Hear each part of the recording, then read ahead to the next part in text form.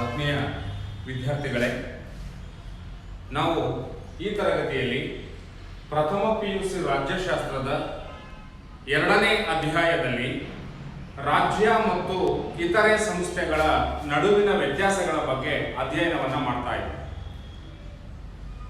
ಈಗಾಗಲೇ ನಾವು ರಾಜ್ಯ ಮತ್ತು ಸಮಾಜದ ನಡುವಿನ ವ್ಯತ್ಯಾಸಗಳು, ರಾಜ್ಯ ಮತ್ತು ಸಂಘ ಸಂಸ್ಥೆಗಳ ನಡುವಿನ ವ್ಯತ್ಯಾಸಗಳನ್ನು ಕುರಿತು ಅಧ್ಯಯನವನ್ನ ಮಾಡಿದ್ದೇವೆ. ಸೊ ವಿದ್ಯಾರ್ಥಿಗಳೇ, ಈ ತರಗತಿಯಲ್ಲಿ ರಾಜ್ಯ ಮತ್ತು ಸರ್ಕಾರದ ನಡುವಿನ ವ್ಯತ್ಯಾಸಗಳನ್ನು ಕುರಿತು ನಾವು ಅಧ್ಯಯನವನ್ನ ಮಾಡೋಣ. ಸೊ ಇಲ್ಲಿ ನಿಮಗೆಲ್ಲ ಗೊತ್ತಿದೆ, ಸರ್ಕಾರ ಅಂತ ಹೇಳಿದ್ರೆ ರಾಜ್ಯದ ಇಚ್ಛೆಯನ್ನ ರೂಪಿಸುವ, ಪ್ರಕಟಿಸುವ ಮತ್ತು ಅನುಷ್ಠಾನಗೊಳಿಸುವ ರಾಜ್ಯದ ನಿಯೋಗವನ್ನ ಸರ್ಕಾರ ಅಂತ ನಾವು ಕರೀತೇವೆ. ರಾಜ್ಯದ ಬೇಡಿಕೆಗಳನ್ನು ಈಡೇರಿಸಲು ರಾಜ್ಯ ರೂಪಿಸಿಕೊಂಡಿರುವಂತಹ ಸಾಧನವನ್ನ ಅಥವಾ ನಿಯೋಗವನ್ನ ನಾವು ಸರ್ಕಾರ ಅಂತ ಹೇಳಿ ಕರೀತೇವೆ. ಈ ಸರ್ಕಾರ ಅಂತಕ್ಕಂಥದ್ದು ರಾಜ್ಯದ ಮೂಲಾಂಶಗಳಲ್ಲಿ ಒಂದಾಗಿದೆ. ಅದೇ ರೀತಿಯಾಗಿ ಸರ್ಕಾರವು ರಾಜ್ಯ ನೀಡಿರುವಂತಹ ಆದೇಶಗಳನ್ನು ಅನುಷ್ಠಾನಗೊಳಿಸುವುದರ ಮೂಲಕ ರಾಜ್ಯದ ಒಳಗಡೆ ಕಾನೂನು ಮತ್ತು ಶಾಂತಿಯನ್ನ ಕಾಪಾಡುವಂತಹ ಒಂದು ಕಾರ್ಯವನ್ನ ಹಾಗೂ ಜನರ ಎಲ್ಲ ಬೇಡಿಕೆಗಳನ್ನು ಈಡೇರಿಸುವಂತಹ ಕೆಲಸವನ್ನ ರಾಜ್ಯದ ಪರವಾಗಿ ಸರ್ಕಾರ ಅಂತಕ್ಕಂಥದ್ದು ನಿರ್ವಹಿಸುತ್ತೆ ಎನ್ನುವಂಥದ್ದನ್ನು ನಾವು ಕಾಣ್ತೇವೆ. ಒಂದು ರಾಜ್ಯದಲ್ಲಿ ಸರ್ಕಾರ ಇಲ್ಲ ಅಂತ ಹೇಳಿದ್ರೆ ರಾಜ್ಯದ ಬೇಡಿಕೆಗಳನ್ನ, ಅಂದ್ರೆ ಮಾನವನ ಬೇಡಿಕೆಗಳನ್ನ ಈಡೇರಿಸಲಿಕ್ಕೆ ಸಾಧ್ಯವಾಗುವುದಿಲ್ಲ, ರಕ್ಷಣೆಯನ್ನ ನೀಡಲಿಕ್ಕೆ ಸಾಧ್ಯವಾಗುವುದಿಲ್ಲ. ರಾಜ್ಯ ಒಂದು ಅಗೋಚರ ಸಂಸ್ಥೆಯಾಗಿರುವುದರಿಂದ ಆ ಮಾನವನ ಬೇಡಿಕೆ ಮತ್ತು ಮಾನವನ ಅಭಿವೃದ್ಧಿ ಮತ್ತು ಸುಭದ್ರವಾದಂತಹ ಜೀವನವನ್ನ ಸರ್ಕಾರ ಎನ್ನುವಂತಹ ಸಾಧನದ ಮೂಲಕ ಆ ರಾಜ್ಯ ಅಂತಕ್ಕಂಥದ್ದು ನೆರವೇರಿಸುತ್ತದೆ ಎನ್ನುವಂತಹ ಅಂಶವನ್ನ ನಾವು ಇಲ್ಲಿ ಗಮನಿಸಬೇಕಾಗ್ತದೆ. ಒಂದು ರಾಜ್ಯದಲ್ಲಿ ಸರ್ಕಾರ ಇಲ್ಲ ಅಂತ ಹೇಳಿದ್ರೆ ಆ ರಾಜ್ಯದಲ್ಲಿ ಸಮಾಜ ಬಾಹಿರ ಶಕ್ತಿಗಳು ರಾಜ್ಯದಲ್ಲಿ ಅಸ್ಥಿರತೆ ಮತ್ತು ಅರಾಜಕತೆಯನ್ನ ಉಂಟು ಮಾಡಿ ಆ ರಾಜ್ಯ ಎನ್ನುವಂತಹ ಒಂದು ಸಂಸ್ಥೆ ನಾಶವಾಗಿ ಹೋಗುವಂತಹ ಒಂದು ಸಾಧ್ಯತೆ ಇರ್ತದೆ.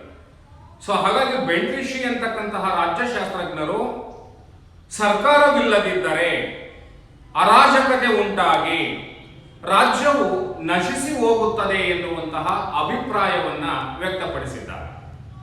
ಒಂದು ರಾಜ್ಯದಲ್ಲಿ ಸರ್ಕಾರ ಎನ್ನುವಂತಹ ಒಂದು ಸಂಸ್ಥೆ ಇರಲಿಲ್ಲ ಅಥವಾ ಒಂದು ನಿಯೋಗ ಇರಲಿಲ್ಲ ಅಂತ ಹೇಳಿದ್ರೆ ಆ ರಾಜ್ಯದಲ್ಲಿ ಅರಾಜಕ ವಾತಾವರಣ ಉಂಟಾಗಿ ಆ ರಾಜ್ಯ ಎನ್ನುವಂತಹ ಸಂಸ್ಥೆಗೆ ನಾಶವಾಗಿ ಹೋಗಬೇಕಾಗುತ್ತದೆ ಎನ್ನುವಂತಹ ಹೇಳಿಕೆಯೊಂದಿಗೆ ಈ ಸರ್ಕಾರದ ಮಹತ್ವವನ್ನ ಅವರು ಹೇಳಿರುವಂತದ್ದನ್ನ ನಾವು ಇಲ್ಲಿ ಕಾಣ್ತೇವೆ. ಸೊ ಅದೇ ರೀತಿಯಾಗಿ ಪ್ರೊಫೆಸರ್ ಗಾರ್ನರ್ ಅವರು ಸಹ ಸರ್ಕಾರವಿಲ್ಲದಿದ್ದರೆ ಜನತೆ ಒಂದು ಅಸಂಘಟಿತ ಮತ್ತು ಅರಾಜಕ ಜನಸಮೂಹವಾಗಿ ಉಳಿದು ಬಿಡುತ್ತದೆ ಎನ್ನುವ ಅಭಿಪ್ರಾಯವನ್ನ ವ್ಯಕ್ತಪಡಿಸಿದ್ದಾರೆ. ಒಂದು ಸರ್ಕಾರ ಇಲ್ಲ ಅಂತ ಹೇಳಿದ್ರೆ ಒಂದು ವ್ಯವಸ್ಥಿತವಾದಂತಹ ಸಂಘಟನೆ ಮಾಡಲಿಕ್ಕೆ ಸಾಧ್ಯವಾಗುವುದಿಲ್ಲ. ಆ ಮೂಲಕ ರಾಜ್ಯದ ಒಳಗಡೆ ಇರತಕ್ಕಂತಹ ಜನ ಅಸಂಘಟಿತ ಜನಸಮೂಹವಾಗಿ ಮತ್ತು ಅರಾಜಕವಾದಂತಹ ವಾತಾವರಣ ಅಂತಕ್ಕಂಥದ್ದು ಸೃಷ್ಟಿಯಾಗಿ ರಾಜ್ಯ ಅನ್ನುವಂಥದ್ದು ನಾಶವಾಗಿ ಹೋಗುತ್ತದೆ ಎನ್ನುವಂತಹ ಅಂಶವನ್ನ ನಾವು ಇಲ್ಲಿ ಗಮನಿಸಬೇಕಾಗ್ತದೆ. ಸೊ ಹಾಗಾಗಿ ವಿದ್ಯಾರ್ಥಿಗಳೇ, ಸರ್ಕಾರವು ರಾಜ್ಯದ ಆಜ್ಞೆ ಮತ್ತು ನಿರ್ದೇಶನ ಮತ್ತು ಆದೇಶಗಳನ್ನು ಸ್ವೀಕರಿಸಿ ಅನುಷ್ಠಾನಗೊಳಿಸುವಂತಹ ಪ್ರಮುಖ ಕಾರ್ಯವನ್ನ ಈ ಸರ್ಕಾರ ಅಂತಕ್ಕಂಥದ್ದು ನಿರ್ವಹಿಸ್ತದೆ. ಸೊ ಹಾಗಾಗಿ ರಾಜ್ಯ ಮತ್ತು ಸರ್ಕಾರಗಳು ಒಂದೇ ರಥದ 2 ಗಾಲಿಗಳಿದ್ದಂತೆ ಪರಸ್ಪರ ಪೂರಕವಾಗಿ ಕಾರ್ಯವನ್ನು ನಿರ್ವಹಿಸುತ್ತವೆ. ಸೊ ಹಾಗಾಗಿ ನಾವು ಸಾಮಾನ್ಯ ಅರ್ಥದಲ್ಲಿ ನಾವು ನೋಡುವುದಾದರೆ ರಾಜ್ಯ ಮತ್ತು ಸರ್ಕಾರ ಎರಡೂ ಒಂದೇ ಎನ್ನುವಂತಹ ಒಂದು ಅಭಿಪ್ರಾಯ ಉಂಟಾಗುತ್ತದೆ ಎನ್ನುವಂಥದ್ದನ್ನ ನಾವು ಗಮನಿಸ್ತೇವೆ. ಸೊ ಹಾಗಾಗಿ ಲಾಸ್ಕಿ ಅಂತಕ್ಕಂತಹ ರಾಜ್ಯಶಾಸ್ತ್ರಜ್ಞ ಏನ್ ಹೇಳ್ತಾನೆ, ರಾಜ್ಯ ಮತ್ತು ಸರ್ಕಾರಗಳ ನಡುವಿನ ವ್ಯತ್ಯಾಸ ಕೇವಲ ಸೈದ್ಧಾಂತಿಕವಾದದ್ದು, ಆದರೆ ಆಡಳಿತದ ಪ್ರಾಯೋಗಿಕತೆಯ ದೃಷ್ಟಿಯಿಂದ ಹೇಳುವುದಾದರೆ ರಾಜ್ಯವೇ ಸರ್ಕಾರ ಎನ್ನುವಂತಹ ಅಭಿಪ್ರಾಯವನ್ನ ಲಾಸ್ಕಿ ಅವರು ವ್ಯಕ್ತಪಡಿಸಿದ್ದಾರೆ ಅಂತಕ್ಕಂಥದ್ದು. ಅಂದ್ರೆ ರಾಜ್ಯ ಮತ್ತು ಸರ್ಕಾರ ಎರಡು ಒಂದೇ ಎನ್ನುವಂತಹ ಅಭಿಪ್ರಾಯ ಬರುವಂತಹ ರೀತಿಯಲ್ಲಿಯೇ ನಾವು ಅದನ್ನು ಗಮನಿಸ್ತೇವೆ. ಆದರೆ ವಾಸ್ತವಿಕವಾಗಿ ರಾಜ್ಯ ಮತ್ತು ಸರ್ಕಾರ ಎರಡು ವಿಭಿನ್ನವಾಗಿರ್ತಕ್ಕಂತಹ ಸಂಸ್ಥೆಗಳಾಗಿದೆ. ಆ ಎರಡರ ನಡುವೆ ನಾವು ಅನೇಕ ವ್ಯತ್ಯಾಸಗಳನ್ನ ಗುರುತಿಸಲಿಕ್ಕೆ ಸಾಧ್ಯ ಆಗ್ತದೆ ವಿದ್ಯಾರ್ಥಿಗಳು. ಸೊ ಈಗ ನಾವು ರಾಜ್ಯ ಮತ್ತು ಸರ್ಕಾರಗಳ ನಡುವೆ ಇರ್ತಕ್ಕಂತಹ ವ್ಯತ್ಯಾಸಗಳನ್ನ ಪಟ್ಟಿ ಮಾಡುವುದಾದರೆ ಮೊದಲನೇದಾಗಿರ್ತಕ್ಕಂತಹ ಒಂದು ವ್ಯತ್ಯಾಸ ಅಂತ ಹೇಳಿದ್ರೆ ರಾಜ್ಯ ಒಂದು ಪರಿಪೂರ್ಣವಾದಂತಹ ಸಂಸ್ಥೆಯಾಗಿದೆ ಅಂತಕ್ಕಂಥದ್ದು. ಈ ರಾಜ್ಯ ಎನ್ನುವಂಥದ್ದು ಜನಸಂಖ್ಯೆ, ನಿರ್ದಿಷ್ಟ ಭೂಪ್ರದೇಶ, ಸರ್ಕಾರ ಮತ್ತು ಪರಮಾಧಿಕಾರ ಎನ್ನುವಂತಹ 4 ಮೂಲಾಂಶಗಳನ್ನ ಹೊಂದುವುದರ ಮೂಲಕ ಈ ರಾಜ್ಯ ಎನ್ನುವಂತಹ ಸಂಸ್ಥೆ ಒಂದು ಪರಿಪೂರ್ಣವಾದಂತಹ ಸಂಸ್ಥೆ ಅಂತ ಹೇಳಿ ನಾವು ಗುರುತಿಸಲಿಕ್ಕೆ ಸಾಧ್ಯ ಆಗ್ತದೆ. ಅದೇ ರೀತಿ ನಾವು ಸರ್ಕಾರವನ್ನು ನೋಡೋದಾದ್ರೆ ಸರ್ಕಾರ ಅಂತಕ್ಕಂಥದ್ದು ಪರಿಪೂರ್ಣ ಸಂಸ್ಥೆಯಾಗಿರದೆ ರಾಜ್ಯದ ಒಂದು ಭಾಗ ಮಾತ್ರವಾಗಿರುತ್ತದೆ ಎನ್ನುವಂತಹ ಅಂಶವನ್ನ ನಾವು ಇಲ್ಲಿ ನೋಡ್ತೇವೆ. ಅಂದ್ರೆ ಇಲ್ಲಿ ಸರ್ಕಾರ ಎನ್ನುವಂಥದ್ದು ರಾಜ್ಯದ ಒಂದು ಸಾಧನ, ಹಾಗಾಗಿ ರಾಜ್ಯದ ಒಂದು ಭಾಗ ಮಾತ್ರವಾಗಿರುತ್ತದೆ, ಹಾಗೆ ರಾಜ್ಯದ ಒಂದು ಮೂಲಾಂಶಗಳಲ್ಲಿ ಒಂದಾಗಿದೆ. ಹಾಗಾಗಿ ಸರ್ಕಾರವನ್ನು ನಾವು ಪರಿಪೂರ್ಣವಾದಂತಹ ಸಂಸ್ಥೆ ಅಂತ ಕರೀಲಿಕ್ಕೆ ಸಾಧ್ಯ ಆಗೋದಿಲ್ಲ. ಇಲ್ಲಿ ರಾಜ್ಯ ಎನ್ನುವಂತಹ ಸಂಸ್ಥೆ 4 ಮೂಲಾಂಶಗಳನ್ನ ಹೊಂದಿ ಒಂದು ಪರಿಪೂರ್ಣವಾದಂತಹ ಸಂಸ್ಥೆ. ಇಲ್ಲಿ ಸರ್ಕಾರ ಅಂತಕ್ಕಂಥದ್ದು ರಾಜ್ಯದ ಒಂದು ಭಾಗ ಮಾತ್ರ, ರಾಜ್ಯವೇ ಬೇರೆ, ರಾಜ್ಯದ ಒಂದು ಭಾಗವಾದಂತಹ ಸರ್ಕಾರವೇ ಬೇರೆ. ಹಾಗಾಗಿ ಸರ್ಕಾರವನ್ನ ನಾವು ರಾಜ್ಯದ ಒಂದು ಭಾಗ ಅಥವಾ ರಾಜ್ಯದ ಮೂಲಾಂಶಗಳಲ್ಲಿ ಒಂದು ಎನ್ನುವಂತಹ ವ್ಯತ್ಯಾಸವನ್ನ ಗುರುತಿಸಲಿಕ್ಕೆ ಸಾಧ್ಯ ಆಗ್ತದೆ. ಈ ರಾಜ್ಯದ 4 ಮೂಲಾಂಶಗಳಲ್ಲಿ ಸರ್ಕಾರವೂ ಒಂದು, ಹಾಗಾಗಿ ರಾಜ್ಯವೇ ಬೇರೆ ಸರ್ಕಾರವೇ ಬೇರೆ ಎನ್ನುವಂತಹ ವ್ಯತ್ಯಾಸವನ್ನು ನಾವು ಗುರುತಿಸಲಿಕ್ಕೆ ಸಾಧ್ಯ ಆಗ್ತದೆ ವಿದ್ಯಾರ್ಥಿಗಳೇ ಅಂತಕ್ಕಂಥದ್ದು. ಸೊ ಎರಡನೇದಾಗಿರ್ತಕ್ಕಂಥ ವ್ಯತ್ಯಾಸ ಅಂತ ಹೇಳಿದ್ರೆ ಪರಮಾಧಿಕಾರವನ್ನ ಹೊಂದಿದೆ. ಇಡೀ ವ್ಯವಸ್ಥೆಯಲ್ಲಿ ಪರಮಾಧಿಕಾರವನ್ನ ಹೊಂದಿರುವಂತಹ ಏಕೈಕ ಸಂಸ್ಥೆ ಯಾವುದು ಅಂತ ಹೇಳಿದ್ರೆ ರಾಜ್ಯ. ರಾಜ್ಯವನ್ನ ಬಿಟ್ಟು ಬೇರೆ ಯಾವುದೇ ಸಂಸ್ಥೆಗಳಿಗೆ ಅಥವಾ ಪ್ರಜೆಗಳಿಗೆ ಅಥವಾ ಯಾವುದೇ ವ್ಯವಸ್ಥೆಗೆ ಪರಮಾಧಿಕಾರ ಅಂತಕ್ಕಂಥದ್ದು ಇಲ್ಲ ಅಂತ ನಾವು ನೋಡಿದ್ದೇವೆ. ಹಾಗಾಗಿ ನಾವು ರಾಜ್ಯವನ್ನ ಸಂಸ್ಥೆಗಳ ಮಹಾಸಂಸ್ಥೆ ಅಂತೇಳಿ ನಾವು ಕರೀತೇವೆ. ಎಲ್ಲ ಸಂಸ್ಥೆಗಳಿಗಿಂತಲೂ ಸಹ ಶ್ರೇಷ್ಠವಾದಂತಹ ಮಹಾಸಂಸ್ಥೆ ಅಂತ ಕರೀತೇವೆ. ಯಾಕೆ ಅಂತ ಹೇಳಿದ್ರೆ ಪರಮಾಧಿಕಾರವನ್ನ ರಾಜ್ಯ ಮಾತ್ರ ಹೊಂದಿದೆ. ಹಾಗಾಗಿ ರಾಜ್ಯ ಪರಮಾಧಿಕಾರವನ್ನು ಹೊಂದಿದೆ ಎನ್ನುವಂಥದ್ದನ್ನ ಕಾಣ್ತೇವೆ. ಸರ್ಕಾರಕ್ಕೆ ಪರಮಾಧಿಕಾರ ಅಂತಕ್ಕಂಥದ್ದು ಇಲ್ಲ ಅನ್ನುವಂಥದ್ದು. ಯಾಕೆಂದ್ರೆ ಸರ್ಕಾರ ಅನ್ನುವಂಥದ್ದು ಸಹ ರಾಜ್ಯದ ಒಳಗಡೆ ಬರ್ತಕ್ಕಂತಹ ಒಂದು ಸಂಸ್ಥೆ. ಹಾಗಾಗಿ ಸರ್ಕಾರಕ್ಕೆ ಪರಮಾಧಿಕಾರ ಇಲ್ಲ, ರಾಜ್ಯಕ್ಕೆ ಪರಮಾಧಿಕಾರ ಇದೆ. ಹಾಗಾಗಿ ಇವೆರಡರ ನಡುವೆ ವ್ಯತ್ಯಾಸವನ್ನು ಗುರುತಿಸಲಿಕ್ಕೆ ಸಾಧ್ಯ ಇದೆ. ರಾಜ್ಯ ಪರಮಾಧಿಕಾರವನ್ನು ಹೊಂದಿರತಕ್ಕಂತಹ ಸಂಸ್ಥೆ, ಸರ್ಕಾರಕ್ಕೆ ಪರಮಾಧಿಕಾರ ಇಲ್ಲ. ಆ ಸರ್ಕಾರ ರಾಜ್ಯದ ಮೂಲಕ ಪರಮಾಧಿಕಾರವನ್ನ ಪಡೆದು ರಾಜ್ಯದ ಒಳಗಡೆ ಕೆಲಸವನ್ನ ನಿರ್ವಹಿಸುವಂತಹ, ರಾಜ್ಯ ಹೇಳಿರುವಂತಹ ಕೆಲಸಗಳನ್ನ ನಿರ್ವಹಿಸುವಂತಹ ಒಂದು ಸಂಸ್ಥೆ ಅಷ್ಟೇ. ಹಾಗಾಗಿ ರಾಜ್ಯಕ್ಕೆ ಪರಮಾಧಿಕಾರ ಇದೆ, ಸರ್ಕಾರಕ್ಕೆ ಪರಮಾಧಿಕಾರ ಇಲ್ಲ ಎನ್ನುವಂತಹ ವ್ಯತ್ಯಾಸವನ್ನ ಕಾಣಲಿಕ್ಕೆ ನಾವು ಸಾಧ್ಯ ಇದೆ ಪ್ರಜೆಗಳೇ ಅಂತಕ್ಕಂಥದ್ದು. ಸೊ ಅದೇ ರೀತಿಯಾಗಿ ಮೂರನೇದಾಗಿರ್ತಕ್ಕಂತಹ ವ್ಯತ್ಯಾಸ ಅಂತ ಹೇಳಿದ್ರೆ ರಾಜ್ಯ ಶಾಶ್ವತವಾದಂತಹ ಸಂಸ್ಥೆ. ಯಾಕೆ ರಾಜ್ಯ ಶಾಶ್ವತವಾದಂತಹ ಸಂಸ್ಥೆ ಅಂತೇಳಿ ಮಾನವ ಉದ್ದೇಶಪೂರ್ವಕವಾಗಿ ರಾಜ್ಯವನ್ನ ನಿರ್ಮಿಸಿಕೊಂಡಿದ್ದಾನೆ. ಎಲ್ಲಿಯವರೆಗೆ ರಾಜ್ಯ ಪರಮಾಧಿಕಾರವನ್ನು ಹೊಂದಿರುತ್ತದೆಯೋ ಮತ್ತು ಮಾನವ ಎಲ್ಲಿಯವರೆಗೆ ಈ ಭೂಮಿಯ ಮೇಲೆ ಬದುಕಿರುತ್ತಾನೋ ಅಲ್ಲಿಯವರೆಗೂ ಸಹ ಈ ರಾಜ್ಯ ಅಂತಕ್ಕಂಥದ್ದು ಅಸ್ತಿತ್ವದಲ್ಲಿ ಇರ್ತದೆ. ಹಾಗಾಗಿ ರಾಜ್ಯ ಶಾಶ್ವತವಾದಂತಹ ಸಂಸ್ಥೆ ಅಂತೇಳಿ ನಾವು ಅದನ್ನ ಗುರುತಿಸ್ತೇವೆ. ಆದ್ರೆ ಇಲ್ಲಿ ಸರ್ಕಾರ ಅಂತಕ್ಕಂಥದ್ದು ತಾತ್ಕಾಲಿಕವಾದಂತಹ ಸಂಸ್ಥೆ. ಸರ್ಕಾರ ತಾತ್ಕಾಲಿಕ ಯಾಕೆ ಅಂತ ಹೇಳಿದ್ರೆ ಸರ್ಕಾರಕ್ಕೆ ನಿರ್ದಿಷ್ಟವಾದಂತಹ ಅಧಿಕಾರಾವಧಿ ಅಂತಕ್ಕಂಥದ್ದು ಇರುತ್ತೆ. ಭಾರತದಲ್ಲಿ ಸರ್ಕಾರದ ಅಧಿಕಾರಾವಧಿ ಎಷ್ಟು ವರ್ಷ ಅಂತ ಹೇಳಿದ್ರೆ 5 ವರ್ಷಗಳು. 5 ವರ್ಷಗಳ ನಂತರ ಆ ಸರ್ಕಾರ ತನ್ನ ಅಧಿಕಾರವನ್ನು ಕಳ್ಕೊಳ್ತದೆ, ಮತ್ತೆ ಚುನಾವಣೆಗಳು ನಡೀತದೆ. ಯಾವ ರಾಜಕೀಯ ಪಕ್ಷ ಬಹುಮತವನ್ನು ಗಳಿಸ್ಕೊಳ್ತದೆ ಆ ಪಕ್ಷ ಮತ್ತೆ ಹೊಸ ಸರ್ಕಾರವನ್ನು ರಚನೆಯನ್ನ ಮಾಡ್ತದೆ.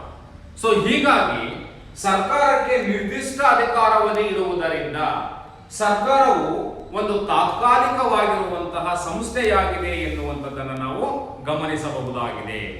ಹೀಗೆ ರಾಜ್ಯ ಶಾಶ್ವತವಾದಂತಹ ಸಂಸ್ಥೆ, ಸರ್ಕಾರ ತಾತ್ಕಾಲಿಕವಾದಂತಹ ಒಂದು ಸಂಸ್ಥೆ ಎನ್ನುವಂತಹ ವ್ಯತ್ಯಾಸವನ್ನು ನಾವು ಕಾಣಲಿಕ್ಕೆ ಸಾಧ್ಯ ಇದೆ.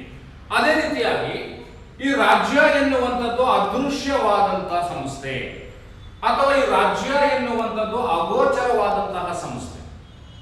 ರಾಜ್ಯ ಎನ್ನುವ ಸಂಸ್ಥೆಯನ್ನ ನಾವು ಯಾರೂ ಸಹ ಕಣ್ಣಿನಿಂದ ನೋಡಲಿಕ್ಕೆ ಕಲ್ಪಿಸಿಕೊಳ್ಳಲಿಕ್ಕೆ ಸಾಧ್ಯವೇ ಹೊರತು ಅದರ ಅಸ್ತಿತ್ವವನ್ನ ನಾವು ಕಲ್ಪಿಸಿಕೊಳ್ಳಬಹುದೇ ಹೊರತು ರಾಜ್ಯವನ್ನ ನಾವು ನೋಡಲಿಕ್ಕೆ ಸಾಧ್ಯ ಇಲ್ಲ. ಸೊ ಹಾಗಾಗಿ ರಾಜ್ಯ ಎನ್ನುವಂತಹ ಒಂದು ಸಂಸ್ಥೆ ಅದೃಶ್ಯವಾದಂತಹ ಒಂದು ಸಂಸ್ಥೆ ಅಂತಕ್ಕಂಥದ್ದು. ಆದ್ರೆ ಇಲ್ಲಿ ನಾವು ಸರ್ಕಾರ ಅಂತಕ್ಕಂಥದ್ದು ಎಂತಹ ಸಂಸ್ಥೆ ಅಂತ ನೋಡ್ತೀವಿ ಅಂದ್ರೆ ಸಾದೃಶ್ಯವಾದಂತಹ ಸಂಸ್ಥೆ. ಸಾದೃಶ್ಯ ಅಂತ ಹೇಳಿದ್ರೆ ಗೋಚರವಾದಂತಹ ಸಂಸ್ಥೆ. ರಾಜ್ಯ ಅಗೋಚರವಾದಂತಹ ಸಂಸ್ಥೆ ಅಂತ ಹೇಳಿದ್ರೆ ಸರ್ಕಾರ ಅಂತಕ್ಕಂಥದ್ದು ಗೋಚರವಾದಂತಹ ಸಂಸ್ಥೆ. ಸರ್ಕಾರವನ್ನು ನಾವು ಕಣ್ಣಿನಿಂದ ನೋಡಬಹುದು. ಸರ್ಕಾರದಲ್ಲಿ ಮಂತ್ರಿಮಂಡಲ ಇರ್ತದೆ, ಚುನಾಯಿತ ಜನಪ್ರತಿನಿಧಿಗಳು ಇರ್ತಾರೆ, ಸಾರ್ವಜನಿಕ ಸೇವಾ ವರ್ಗದ ನೌಕರರು, ಸರ್ಕಾರಿ ನೌಕರರು ಇರ್ತಾರೆ. ಅವರೆಲ್ಲರನ್ನೂ ಸಹ ಸರ್ಕಾರ ಒಳಗೊಂಡಿರ್ತದೆ. ಅವರೆಲ್ಲರನ್ನೂ ಸಹ ನಾವು ಕಣ್ಣಿನಿಂದ ನೋಡ್ಲಿಕ್ಕೆ ಸಾಧ್ಯ. ಹಾಗಾಗಿ ನಾವು ಸರ್ಕಾರವನ್ನು ನಾವೇನಂತ ಕರಿತೀವಿ, ಗೋಚರವಾದಂತಹ ಸಂಸ್ಥೆ, ಸಾದೃಶ್ಯವಾದಂತಹ ಒಂದು ಸಂಸ್ಥೆ ಅಂತ ಕರೀತಾರೆ. ಆದ್ರೆ ರಾಜ್ಯವನ್ನ ನಾವು ಕಲ್ಪಿಸಿಕೊಳ್ಳಬೇಕೇ ವಿನಃ ನಾವು ಕಣ್ಣಿನಿಂದ ನೋಡ್ಲಿಕ್ಕೆ ರಾಜ್ಯ ಸಾಧ್ಯ ಇಲ್ಲ. ಸೊ ಹಾಗಾಗಿ ರಾಜ್ಯ ಅಗೋಚರ ಸಂಸ್ಥೆ ಅಂತ ನಾವು ಕರೀತೇವೆ. ಸರ್ಕಾರ ಕಣ್ಣಿಗೆ ಕಾಣ್ತದೆ. ಸರ್ಕಾರ ಅಂತ ಹೇಳಿದ್ರೆ ಚುನಾಯಿತ ಪ್ರತಿನಿಧಿಗಳು ಮತ್ತು ನಾಗರಿಕ ಸೇವಾ ವರ್ಗ ಅಥವಾ ಸರ್ಕಾರಿ ನೌಕರರಿರುವಂತಹ ಒಂದು ಸಮೂಹ. ಸೊ ಹಾಗಾಗಿ ಅವರೆಲ್ಲರನ್ನೂ ನಾವು ಕಣ್ಣಿನಿಂದ ನೋಡ್ಲಿಕ್ಕೆ ಸಾಧ್ಯ ಇದೆ. ಹಾಗಾಗಿ ಇದನ್ನ ನಾವೇನಂತ ಕರಿತೀವಿ ಅಂತ ಹೇಳಿದ್ರೆ ಗೋಚರವಾದಂತಹ ಸಂಸ್ಥೆ ಅಥವಾ ಸಾದೃಶ್ಯವಾಗಿರ್ತಕ್ಕಂತಹ ಒಂದು ಸಂಸ್ಥೆ ಅಂತೇಳಿ ನಾವು ಅದನ್ನ ಕರೀಲಿಕ್ಕೆ ಸಾಧ್ಯ ಇದೆ. ಸೊ ಹೀಗಾಗಿ ವ್ಯತ್ಯಾಸ ಇದೆ ರಾಜ್ಯ ಮತ್ತು ಸರ್ಕಾರದ ಮಧ್ಯೆ. ರಾಜ್ಯ ಕಣ್ಣಿಗೆ ಕಾಣೋದಿಲ್ಲ, ಸರ್ಕಾರ ಕಣ್ಣಿಗೆ ಕಾಣುತ್ತೆ. ಇದು ಸಹ ಒಂದು ವ್ಯತ್ಯಾಸ ಅಂತೇಳಿ ನಾವು ಗುರುತಿಸಲಿಕ್ಕೆ ಅವಕಾಶ ಆಗುತ್ತೆ. ಸೊ ಅದೇ ರೀತಿಯಾಗಿ ಮತ್ತೊಂದು 5ನೇ ವ್ಯತ್ಯಾಸ ಅಂತ ಹೇಳಿದ್ರೆ ರಾಜ್ಯದ ಸ್ವರೂಪ ಏಕರೂಪವಾಗಿ ಇರುತ್ತದೆ. ಅಂದ್ರೆ ರಾಜ್ಯದ ಸ್ವರೂಪ ಏಕರೂಪ ಅಂತ ಹೇಳಿದ್ರೆ ನೀವು ವಿಶ್ವದ ಯಾವುದೇ ರಾಜ್ಯವನ್ನು ನೋಡಿದ್ರು ಸಹ 4 ಮೂಲಾಂಶಗಳು ಇರ್ತದೆ. ಒಂದು ಜನಸಂಖ್ಯೆ ಇರಬೇಕು, ನಿರ್ದಿಷ್ಟ ಭೂಪ್ರದೇಶ ಇರಬೇಕು, ಸರ್ಕಾರ ಇರಬೇಕು, ಪರಮಾಧಿಕಾರ ಇರಬೇಕು. ಸೊ ಹಾಗಾಗಿ ನಾವು ವಿಶ್ವದ ಯಾವುದೇ ರಾಜ್ಯಗಳನ್ನು ತೆಗೆದುಕೊಂಡ್ರು ಸಹ 4 ಮೂಲಾಂಶಗಳನ್ನು ಹೊಂದಿ ರಾಜ್ಯ ಅಸ್ತಿತ್ವಕ್ಕೆ ಬಂದಿರ್ತದೆ. ಹಾಗಾಗಿ ಅದರ ಸಾಮಾನ್ಯ ಸ್ವರೂಪ ಅಂತಕ್ಕಂಥದ್ದು ಏಕರೂಪವಾಗಿರುತ್ತದೆ, ಒಂದೇ ರೀತಿಯಲ್ಲಿ ಇರುತ್ತದೆ ಅಂತಕ್ಕಂಥದ್ದನ್ನ ನಾವು ಗಮನಿಸ್ತೇವೆ.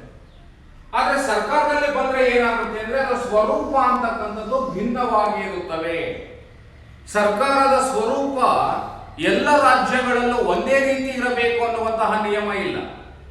ರಾಜ್ಯದಿಂದ ರಾಜ್ಯಕ್ಕೆ ಸರ್ಕಾರದ ಸ್ವರೂಪಗಳು ಭಿನ್ನವಾಗಿರುವುದನ್ನು ನಾವು ಕಾಣುತ್ತೇವೆ. ಉದಾಹರಣೆ ಅಂತ ಹೇಳಿದ್ರೆ ನಾವು ಭಾರತದಲ್ಲಿ ಸಂಸದೀಯ ಭಾರತ ಮತ್ತು ಇಂಗ್ಲೆಂಡ್ ರಾಷ್ಟ್ರಗಳಲ್ಲಿ ಸಂಸದೀಯ ಮಾದರಿಯ ಸರ್ಕಾರ ಪದ್ಧತಿಯನ್ನು ಅಳವಡಿಸಿಕೊಂಡಿದ್ದೇವೆ. ಅದೇ ಅಮೆರಿಕ ಮತ್ತು ಫ್ರಾನ್ಸ್ ರಾಷ್ಟ್ರಗಳನ್ನ ನಾವು ನೋಡಿದಾಗ ರಾಜ್ಯಗಳನ್ನ, ಆ ರಾಜ್ಯಗಳಲ್ಲಿ ಅಧ್ಯಕ್ಷೀಯ ಮಾದರಿಯ ಸರ್ಕಾರ ಪದ್ಧತಿಯನ್ನು ಅಳವಡಿಸಿಕೊಂಡಿದ್ದಾರೆ. ಅಂತ ಹೇಳಿದ್ರೆ ಇಲ್ಲಿ ಒಂದು ಸರ್ಕಾರ ಅಂತಕ್ಕಂಥದ್ದು ಇರ್ತದೆ, ಆದ್ರೆ ಸರ್ಕಾರದ ಸ್ವರೂಪ ಅಂತಕ್ಕಂಥದ್ದು ರಾಜ್ಯದಿಂದ ರಾಜ್ಯಕ್ಕೆ ಭಿನ್ನವಾಗಿರುವುದನ್ನ ನಾವು ಕಾಣುತ್ತೇವೆ. ಹಾಗಾಗಿ ಇದು ಸಹ ಒಂದು ಪ್ರಮುಖವಾಗಿರ್ತಕ್ಕಂತಹ ವ್ಯತ್ಯಾಸ. ರಾಜ್ಯದ ಸ್ವರೂಪ ಅಂತಕ್ಕಂಥದ್ದು ಏಕರೂಪವಾಗಿ ಇದ್ದರೆ ಸರ್ಕಾರದ ಸ್ವರೂಪ ಅಂತಕ್ಕಂಥದ್ದು ಭಿನ್ನವಾಗಿರುತ್ತವೆ ಎನ್ನುವಂಥದ್ದನ್ನು ನಾವು ಕಾಣ್ತೇವೆ. ಸೊ ಅದೇ ರೀತಿಯಾಗಿ ರಾಜ್ಯದ ವ್ಯಾಪ್ತಿಗೆ ಸಂಬಂಧಪಟ್ಟಂತೆ ನಾವು ನೋಡುವುದಾದರೆ ರಾಜ್ಯದ ವ್ಯಾಪ್ತಿ ಅಂತಕ್ಕಂಥದ್ದು ವಿಶಾಲವಾಗಿದೆ ಅಂತಕ್ಕಂಥದ್ದನ್ನು ನಾವು ಗುರುತಿಸಲಿಕ್ಕೆ ಸಾಧ್ಯ ಇದೆ. ರಾಜ್ಯದ ವ್ಯಾಪ್ತಿ ಅಂತಕ್ಕಂಥದ್ದು ಏನಾಗಿರುತ್ತೆ ಅಂತ ಹೇಳಿದ್ರೆ ವಿಶಾಲವಾಗಿದೆ ಎನ್ನುವಂಥದ್ದನ್ನ ಕಾಣ್ತೇವೆ. ಇಲ್ಲಿ ರಾಜ್ಯದ ವ್ಯಾಪ್ತಿ ಅಂತಕ್ಕಂಥದ್ದು ವಿಶಾಲವಾದುದು. ಸರ್ಕಾರದ ಕಾರ್ಯವ್ಯಾಪ್ತಿ ಅಂತಕ್ಕಂಥದ್ದು ಏನು ಅಂತ ಹೇಳಿದ್ರೆ ಸೀಮಿತವಾದುದು ಅನ್ನುವಂತಹ ವ್ಯತ್ಯಾಸವನ್ನ ನಾವು ಇಲ್ಲಿ ಕಾಣಲಿಕ್ಕೆ ಸಾಧ್ಯ ಇದೆ.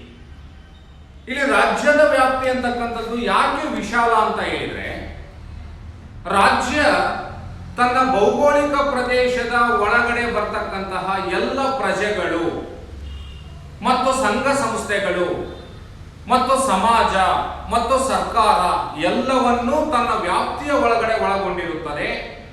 ಅವುಗಳೆಲ್ಲದರ ಯೋಗಕ್ಷೇಮವನ್ನ ನೋಡಿಕೊಳ್ಳುವಂತಹ ಜವಾಬ್ದಾರಿ ಯಾರು ಅಂತ ಹೇಳಿದ್ರೆ ರಾಜ್ಯದ್ದು. ಹಾಗಾಗಿ ಅದರ ಕಾರ್ಯಕ್ಷೇತ್ರ ವ್ಯಾಪ್ತಿ ಅಂತಕ್ಕಂಥದ್ದು ವಿಶಾಲವಾದುದು ಅಂತಕ್ಕಂಥದ್ದು. ಒಂದು ರಾಜ್ಯ ಅಂತ ಹೇಳಿಕಾದ್ರೆ ರಾಜ್ಯದ ಭೌಗೋಳಿಕ ಪ್ರದೇಶದ ಒಳಗಡೆ ಬರ್ತಕ್ಕಂತಹ ಎಲ್ಲ ಪ್ರಜೆಗಳ ಮತ್ತು ಆ ರಾಜ್ಯದ ಒಳಗಡೆ ಬರ್ತಕ್ಕಂತಹ ಕುಟುಂಬವೇ ಆಗಿರಬಹುದು, ಸಮಾಜ ಆಗಿರ್ಬೋದು, ಸಮುದಾಯ ಆಗಿರ್ಬೋದು, ಸಂಘ ಸಂಸ್ಥೆಗಳು, ಇದರ ಎಲ್ಲದರ ಯೋಗಕ್ಷೇಮವನ್ನ ನೋಡ್ಕೊಳ್ತಕ್ಕಂತಹ ಜವಾಬ್ದಾರಿ ಕಾರ್ಯವ್ಯಾಪ್ತಿ ಜಾಸ್ತಿ ಯಾರ್ದು ಅಂತ ಹೇಳಿದ್ರೆ ರಾಜ್ಯ. ಹಾಗಾಗಿ ರಾಜ್ಯದ ಕಾರ್ಯಕ್ಷೇತ್ರ ವ್ಯಾಪ್ತಿ ಅಂತಕ್ಕಂಥದ್ದು ವಿಶಾಲವಾಗಿದೆ ಎನ್ನುವಂತಹ ಅಂಶವನ್ನ ನಾವು ಇಲ್ಲಿ ಕಾಣಲಿಕ್ಕೆ ಸಾಧ್ಯ ಇದೆ. ಅದೇ ನಾವು ಸರ್ಕಾರದ ವ್ಯಾಪ್ತಿಯನ್ನ ನಾವು ನೋಡುವುದಾದರೆ ಸರ್ಕಾರದ ವ್ಯಾಪ್ತಿ ಅಂತಕ್ಕಂಥದ್ದು ಅತ್ಯಂತ ಚಿಕ್ಕದಾಗಿರುತ್ತದೆ ಅಂತಕ್ಕಂಥದ್ದು, ಸೀಮಿತವಾಗಿರುವುದು ಅಥವಾ ಚಿಕ್ಕದಾಗಿರುತ್ತದೆ ಅಂತ ಗುರುತಿಸ್ತೇವೆ. ಈ ಸರ್ಕಾರ ಅಂತಕ್ಕಂಥದ್ದು ಕೇವಲ ಜನರಿಂದ ಚುನಾಯಿತರಾದಂತಹ ಜನಪ್ರತಿನಿಧಿಗಳು ಮತ್ತು ಆಡಳಿತ ನಡೆಸಲಿಕ್ಕೆ ನೇಮಕವಾದಂತಹ ಆಡಳಿತ ಸೇವಾ ವರ್ಗ ಇದಿಷ್ಟನ್ನೇ ಹೊಂದಿ ರಾಜ್ಯದ ಬೇಡಿಕೆಗಳನ್ನ ರಾಜ್ಯದ ಆದೇಶಗಳನ್ನ ಪಾಲನೆಯನ್ನ ಮಾಡುವುದಷ್ಟೇ ಸರ್ಕಾರದ ಕೆಲಸ. ಸೊ ಇಲ್ಲಿ ಸರ್ಕಾರ ಅಂತ ನಾವು ಹೇಳಿದ ತಕ್ಷಣ ಈ ಸರ್ಕಾರದಲ್ಲಿ ಯಾರು ಬರ್ತಾರೆ ಅಂತ ಹೇಳಿದ್ರೆ ಮಂತ್ರಿಗಳು ಬರ್ತಾರೆ ಮತ್ತು ನಾಗರಿಕ ಸೇವಾ ವರ್ಗ ಅಥವಾ ಆಡಳಿತ ಸೇವಾ ವರ್ಗ ಅಥವಾ ಸರ್ಕಾರಿ ನೌಕರರು ಬರ್ತಾರೆ. ಇವರ ವ್ಯಾಪ್ತಿ ಅಂತಕ್ಕಂಥದ್ದು ಚಿಕ್ಕದಾಗಿರುತ್ತದೆ ಅಥವಾ ಸೀಮಿತವಾಗಿರುತ್ತದೆ. ಹಾಗಾಗಿ ಸರ್ಕಾರದ ಕಾರ್ಯಕ್ಷೇತ್ರ ವ್ಯಾಪ್ತಿ ಅಂತಕ್ಕಂಥದ್ದು ಸೀಮಿತವಾದದ್ದು, ರಾಜ್ಯದ ಕಾರ್ಯಕ್ಷೇತ್ರ ವ್ಯಾಪ್ತಿ ಅಂತಕ್ಕಂಥದ್ದು ವಿಶಾಲವಾದದ್ದು ಅನ್ನುವಂತಹ ವ್ಯತ್ಯಾಸವನ್ನ ನಾವು ಇಲ್ಲಿ ಗುರುತಿಸಲಿಕ್ಕೆ ಸಾಧ್ಯ ಇದೆ ಅಂತಕ್ಕಂಥದ್ದು. ಸೊ ಇಲ್ಲಿ ರಾಜ್ಯ ಅಂತಕ್ಕಂಥದ್ದು ಯಜಮಾನನಂತೆ ಕಾರ್ಯವನ್ನ ನಿರ್ವಹಿಸುತ್ತದೆ. ರಾಜ್ಯ ಅಂತಕ್ಕಂಥದ್ದು ಯಜಮಾನನಂತೆ ಕಾರ್ಯವನ್ನ ನಿರ್ವಹಿಸುತ್ತದೆ. ಇಲ್ಲಿ ಸರ್ಕಾರಕ್ಕೆ ಆಜ್ಞೆಗಳನ್ನ, ನಿರ್ದೇಶನಗಳನ್ನ ಮತ್ತು ಸೂಚನೆಗಳನ್ನ, ಆದೇಶಗಳನ್ನ ನೀಡುವಂತಹ ಅಧಿಕಾರ ಇರೋದು ಯಾರಿಗೆ ಅಂತ ಹೇಳಿದ್ರೆ ರಾಜ್ಯಕ್ಕೆ ಮಾತ್ರ ಇದೆ. ಪರಮಾಧಿಕಾರವನ್ನ ಹೊಂದಿರುವಂತಹ ಸಂಸ್ಥೆಯಾಗಿರುವುದರಿಂದ ಆ ರಾಜ್ಯಕ್ಕೆ ಆದೇಶಗಳನ್ನ, ಆಜ್ಞೆಗಳನ್ನ, ಸೂಚನೆಗಳನ್ನ ನೀಡುವಂತಹ ಅಧಿಕಾರ ರಾಜ್ಯಕ್ಕೆ ಇದೆ. ಹಾಗಾಗಿ ರಾಜ್ಯ ಅಂತಕ್ಕಂಥದ್ದು ಯಜಮಾನನಂತೆ ಕಾರ್ಯನಿರ್ವಹಿಸುತ್ತದೆ. ಅದೇ ನಾವು ಸರ್ಕಾರವನ್ನು ನಾವು ನೋಡೋದಾದ್ರೆ ಸರ್ಕಾರ ಅಂತಕ್ಕಂಥದ್ದು ಕೇವಲ ರಾಜ್ಯದ ಒಂದು ಆಡಳಿತ ಯಂತ್ರ. ಸೊ ರಾಜ್ಯ ನೀಡುವ ಆದೇಶಗಳನ್ನ ಅಥವಾ ಸೂಚನೆಗಳನ್ನ ಸ್ವೀಕರಿಸಿ ಕಾರ್ಯರೂಪಕ್ಕೆ ತರುವಂತಹ ಜವಾಬ್ದಾರಿ ಅಥವಾ ಕಾರ್ಯ ಮಾತ್ರ ಸರ್ಕಾರ ಮಾಡ್ತದೆ. ಸೊ ಹಾಗಾಗಿ ಸರ್ಕಾರವನ್ನು ನಾವು ಗುಲಾಮ ಅಂತ ಸಹ ಗುರುತಿಸಲಿಕ್ಕೆ ಸಾಧ್ಯ ಆಗ್ತದೆ. ಅಂದ್ರೆ ಇಲ್ಲಿ ಸರ್ಕಾರ ಎನ್ನುವಂತಹ ಸಾಧನವನ್ನ ರೂಪಿಸಿಕೊಂಡಿರೋದು ಯಾರು ಅಂತ ಹೇಳಿದ್ರೆ ರಾಜ್ಯ. ಹಾಗಾಗಿ ರಾಜ್ಯ ಯಜಮಾನ. ಈ ರಾಜ್ಯ ನೀಡುವಂತಹ ಆದೇಶಗಳನ್ನ ಪಾಲನೆಯನ್ನ ಮಾಡಿ ರಾಜ್ಯದಲ್ಲಿ ಅನುಷ್ಠಾನಗೊಳಿಸೋದು ಯಾರು ಅಂತ ಹೇಳಿದ್ರೆ ಸರ್ಕಾರ. ಇಲ್ಲಿ ರಾಜ್ಯವನ್ನ ನಾವು ಯಜಮಾನ ಅಂತ ಹೇಳಿ ಗುರುತಿಸಿದ್ರೆ ಸರ್ಕಾರವನ್ನ ನಾವು ಏನಂತ ಗುರುತಿಸಲಿಕ್ಕೆ ಸಾಧ್ಯ ಇದೆ, ಗುಲಾಮನಂತೆ ಕಾರ್ಯವನ್ನ ನಿರ್ವಹಿಸುತ್ತದೆ ಎನ್ನುವಂತಹ ಒಂದು ವ್ಯತ್ಯಾಸವನ್ನ ನಾವು ಇಲ್ಲಿ ಗುರುತಿಸಲಿಕ್ಕೆ ಸಾಧ್ಯ ಇದೆ. ಸೊ ಅದೇ ರೀತಿಯಾಗಿ ರಾಜ್ಯಕ್ಕೆ ನಿರ್ದಿಷ್ಟ ಭೂಪ್ರದೇಶದ ಅಗತ್ಯ ಇದೆ.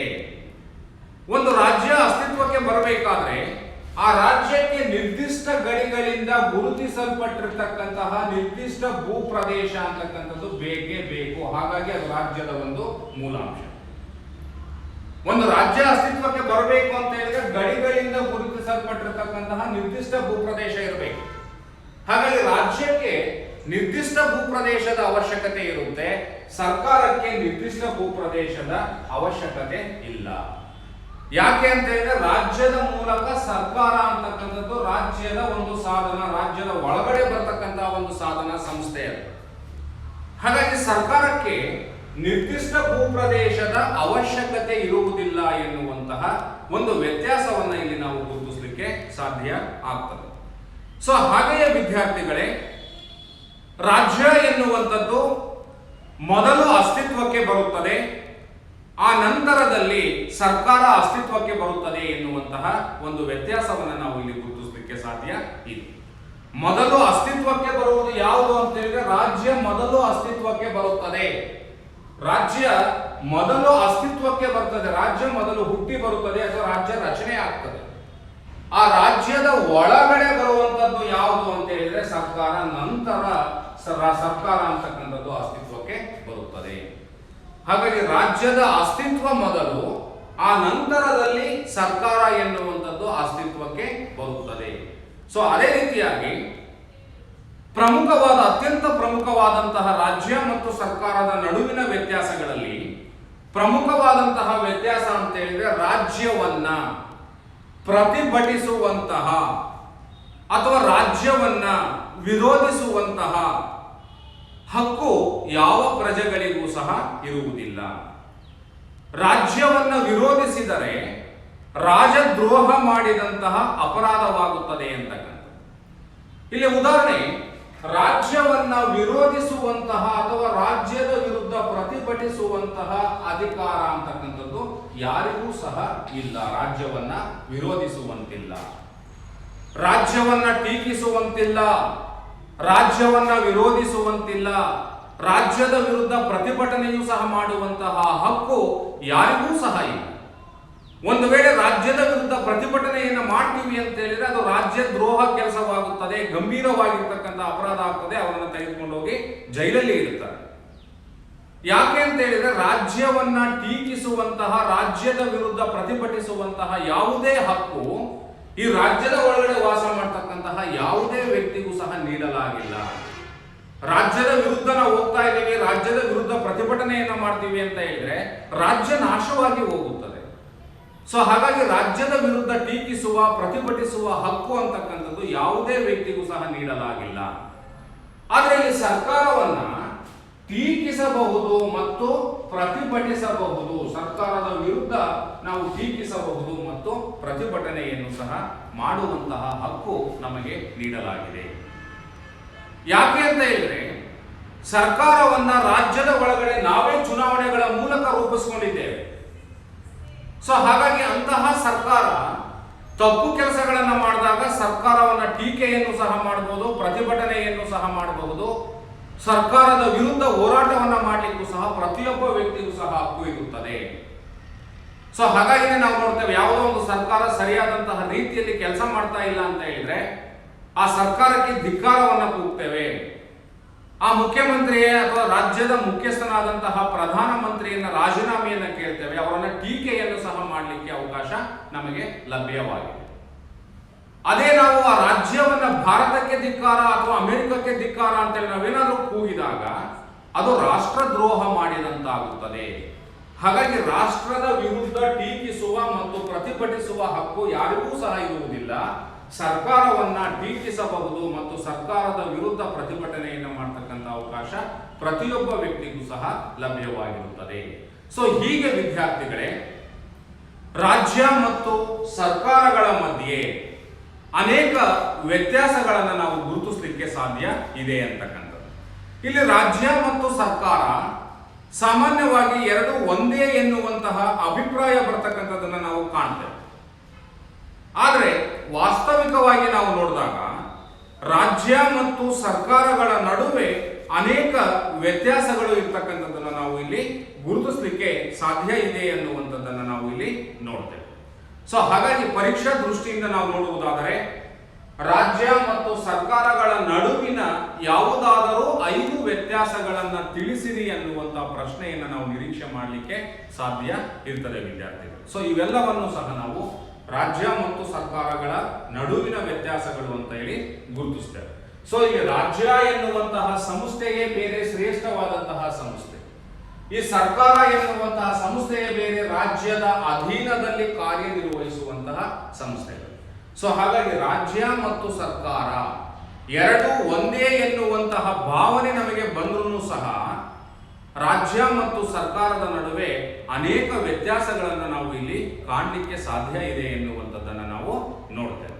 ಸೊ ಹಾಗೆಯೇ ಮತ್ತೊಂದು ಪ್ರಮುಖವಾಗಿರ್ತಕ್ಕಂತಹ ಘಟಕವನ್ನು ನಾವು ಇದರಲ್ಲಿ ನೋಡೋದಾದರೆ ರಾಜ್ಯ ಮತ್ತು ರಾಷ್ಟ್ರಗಳ ನಡುವಿನ ವ್ಯತ್ಯಾಸ ಅಂತಕ್ಕಂಥ. ಸಾಮಾನ್ಯವಾಗಿ ನಾವು ಏನಂತ ಭಾವಿಸ್ಕೊಳ್ತೇವೆ, ರಾಜ್ಯ ಮತ್ತು ರಾಷ್ಟ್ರ ಎರಡೂ ಒಂದೇ ಅಂತೇಳಿ ನಾವು ಭಾವಿಸ್ಕೊಳ್ತೇವೆ.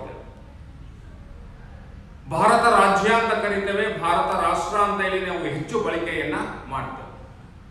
ಇಲ್ಲಿ ರಾಜ್ಯ ಮತ್ತು ರಾಷ್ಟ್ರಗಳ ನಡುವೆ ಪರಸ್ಪರ ಸಂಬಂಧಗಳು ಇದ್ದರೂ ಸಹ ಅವೆರಡು ವಿಭಿನ್ನವಾಗಿರ್ತಕ್ಕಂತಹ ಸಂಸ್ಥೆಗಳಾಗಿವೆ ಎನ್ನುವಂಥದ್ದನ್ನ ನಾವು ಇಲ್ಲಿ ಗುರುತಿಸಲಿಕ್ಕೆ ಸಾಧ್ಯ ಇದೆ.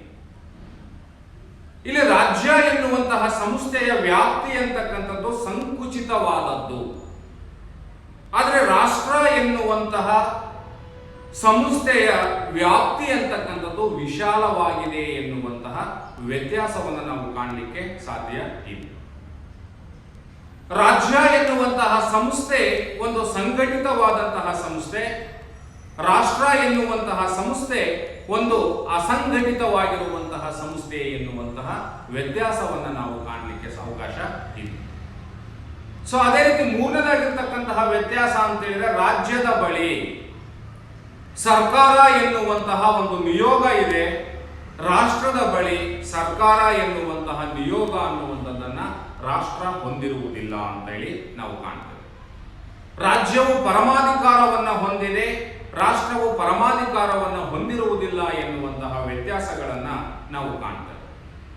ರಾಜ್ಯವು ವಸ್ತುನಿಷ್ಠವಾದದ್ದು, ರಾಷ್ಟ್ರ ಅಂತಕ್ಕಂಥದ್ದು ಒಂದು ಭಾವನಾತ್ಮಕವಾದಂತಹ ಸಂಸ್ಥೆ, ಮಾನಸಿಕವಾದಂತಹ ಒಂದು ಸಂಸ್ಥೆ ಎನ್ನುವಂತಹ ವ್ಯತ್ಯಾಸಗಳನ್ನು ನಾವು ಕಾಣಲಿಕ್ಕೆ ಸಾಧ್ಯ ಇದೆ ವಿದ್ಯಾರ್ಥಿಗಳು.